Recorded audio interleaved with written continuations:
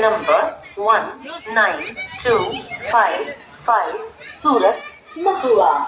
Superfast Express from Surat to Mahua will depart at its scheduled time at 22 hours from platform number 3. Thank you. તો જય દ્વારકાધીશ બધા મિત્રોને.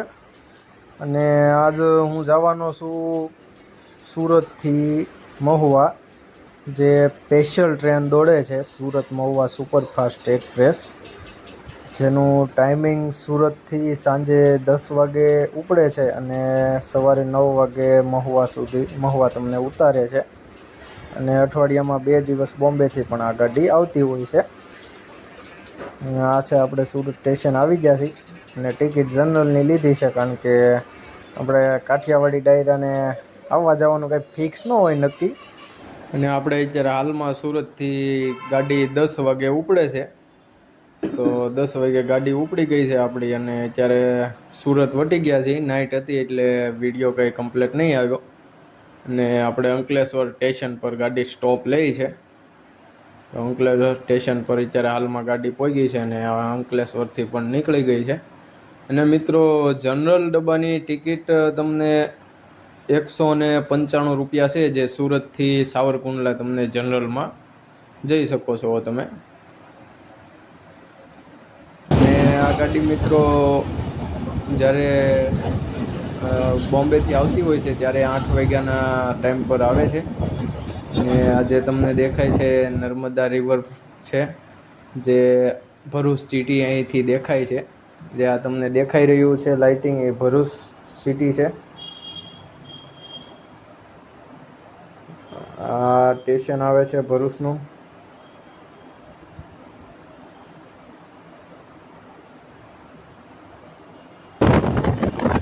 મિત્રો, આપણે વાર તહેવારના અમુક દિવસો હોય ત્યારે જનરલ ડબ્બામાં ટ્રાફિક રહેતું હોય છે.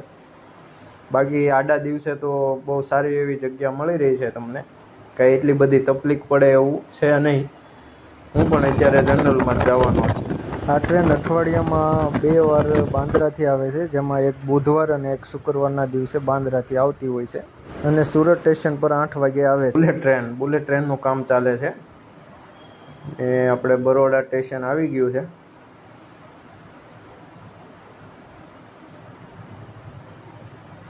આ ટ્રેનમાં મિત્રો ખાસ કરીને બરોડાથી અને વચ્ચેના જે કોઈ સ્ટેશન આવે છે ત્યાંથી પબ્લિક ખૂબ ઓછું ચડતું હોય છે, કારણ કે આ ટ્રેન સ્પેશિયલ સુરત અને મહુવા વચ્ચેની જે કનેક્ટિવિટી છે સૌરાષ્ટ્રવાસીઓ માટે, આ સ્પેશિયલ એના માટે જ છે ટ્રેન.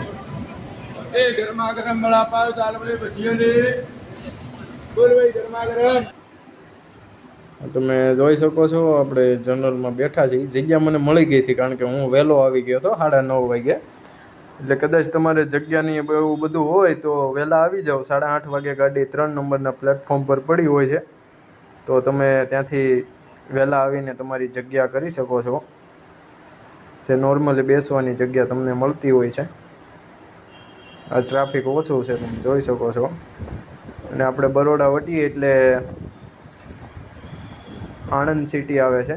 અને આણંદની પ્રખ્યાત જેમ કે અમૂલ ડેરી, જે આ તમને લાઇટું દેખાય છે, આ અમૂલ ડેરીનો આખો પ્લાન્ટ છે, જે આ રેલવે ટ્રેકથી ખૂબ નજીકના એરિયામાં આવેલો છે.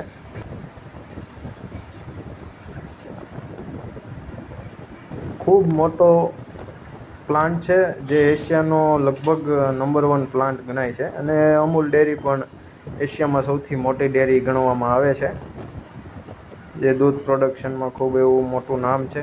અને જેવા આપણે બરોડા વટીએ એટલે અમદાવાદ સ્ટેશન આવે છે, જે અમદાવાદ કાલુપુર કહે છે, જે અમદાવાદ કાલુપુરનું રેલવે સ્ટેશન છે, ત્યાં ગાડી અડધો કલાક 20 મિનિટ જેવો વોલ્ટ લે છે.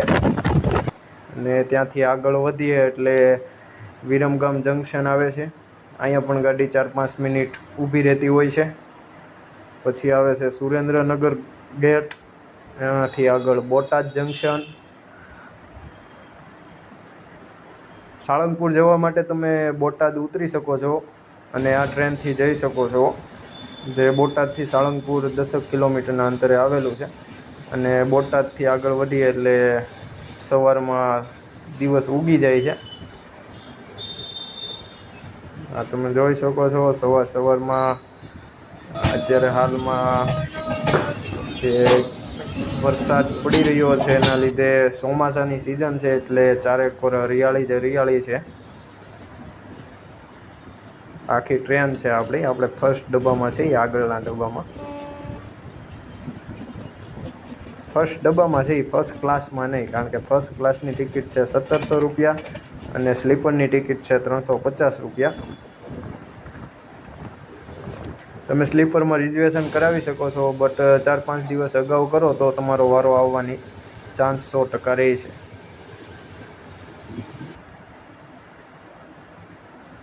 ને જેમ આપણે આગળ વધી, જેમ કે ધોળા જંકશન છે, તો ધોળાથી આપણે ભાવનગરનું ક્રોસિંગ આવે છે, ત્યાંથી ભાવનગરની લાઈન એક અલગ થાય છે.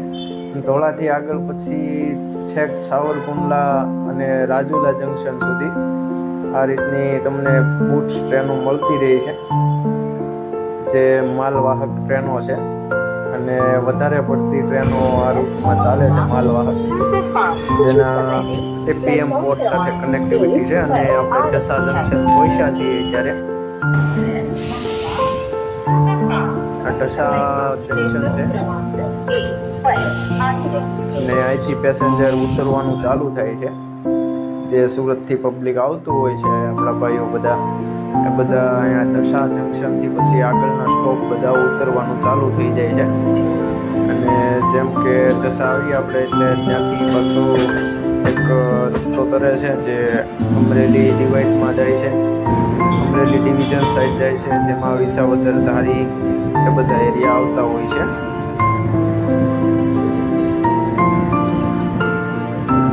ત્યાંથી આગળ જઈએ એટલે ધોળા આવે છે.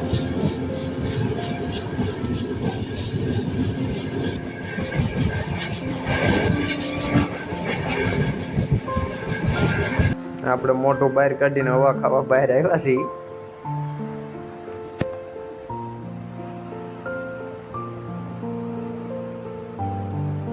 પછી ધોળા પછીનું સ્ટેશન દામનગર આવતું હોય છે મિત્રો,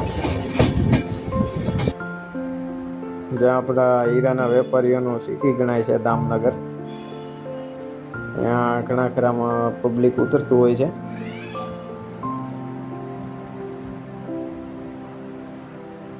પેટ્રોલના ટાંકા આવેલા છે દામનગરમાં, જે ટ્રેકની એક્ઝેક્ટ નજીકમાં આવેલા છે. ખૂબ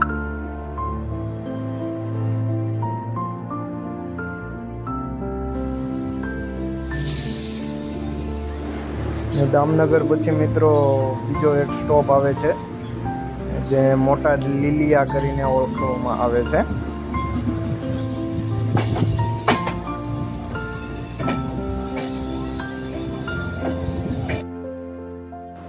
મોટા લીલિયા પછી આ અમુક નદીઓ આવે છે વચ્ચે, જેમાં એક નદી શેત્રુંજય પણ આવેલી છે. આ તમે જોઈ શકો છો, આ લગભગ કાળુડા નદી કહેવાય છે. અને આ નદી શેત્રુંજય નદી, જે આપણે પાલીતાણામાં નીકળે છે, શેત્રુંજય રિવર છે, જે સાવરકુંડલા અને લીલિયાની વચ્ચે આવેલી છે.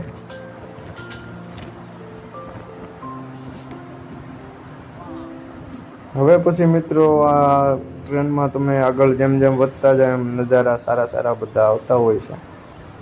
કારણ કે સવાર પડી ગઈ છે. આમ તો આખા રૂટમાં સારા નજારા આવતા હોય છે, પણ સવાર બોટાદથી આગળ પડી જાય છે તો તમે મજા લઈ શકો છો. વાડી ખેતરો બધા અત્યારે હાલમાં ચોમાસાની સિઝન છે તો ફૂલ જોશમાં ખેતીવાડીમાં પણ સારી એવી પાક ઉભા છે. અને સાવરકુંડલા અને લીલિયાની વચ્ચે એક આ સ્ટોપ આવે છે, જે લોકલ ટ્રેન માટે જીરા રોડ, જે જીરા ગામની નજીક આવેલ છે. અને ખાસ કરીને લીલિયા વટ્યા પછી તમને આ પ્રકારના બોર્ડ જોવા મળશે કે ભાઈ વન્યજીવન અવરજવર વિસ્તાર છે.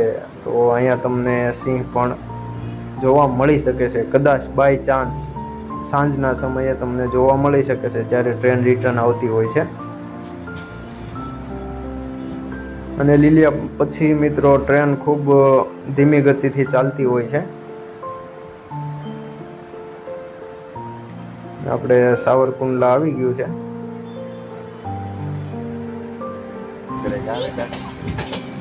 એક ગુડ્સ ટ્રેન પડી છે અહીંયા, માલગાડી ડબલ ડેકરમાં ગાડી છે.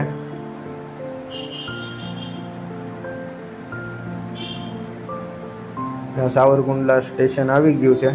જો મિત્રો સાવરકુંડલાથી તમે ખાંભા રૂટમાં જવા માંગતા હોય તો સાવરકુંડલા રેલવે સ્ટેશનથી ઉતરી અને તમે બસ સ્ટેન્ડ જાઓ એટલે તમને ડાયરેક્ટ એસટીની સુવિધા મળી રહેશે, જે ટ્રેનના પરફેક્ટ ટાઈમિંગ પર મૂકેલી હોય છે.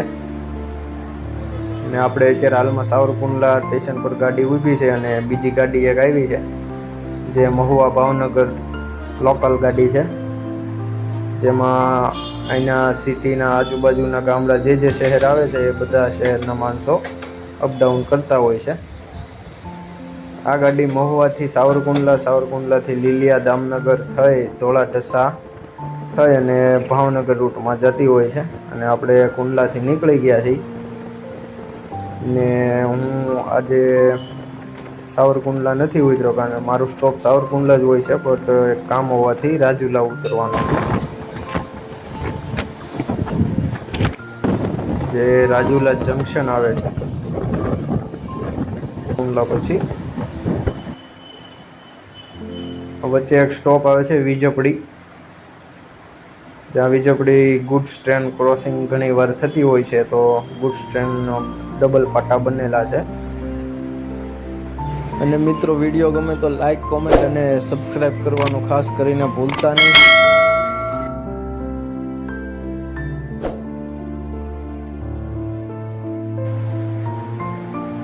સાવરકુંડલા પછી મિત્રો રાજુલા સ્ટેશન આવે છે, જેને રાજુલા જંકશન કહેવામાં આવે છે. અને ત્યાંથી એક ગુડ્સ ટ્રેનનો પટરી અલગ પડી જાય છે, જે રાજુલા સિટી થઈ અને કોવાયા પીપાવા પોર્ટ સુધી જતી હોય છે. અને રાજુલા જંકશનથી આગળનું છેલ્લું સ્ટોપ મહુવા જંકશન આવે છે, પણ આપણે મહુવા સુધી નથી જવાના. અને મહુવા ટ્રેન તમને આશરે 9:30-10 વાગ્યાની આજુબાજુ પહોંચાડતી હોય છે.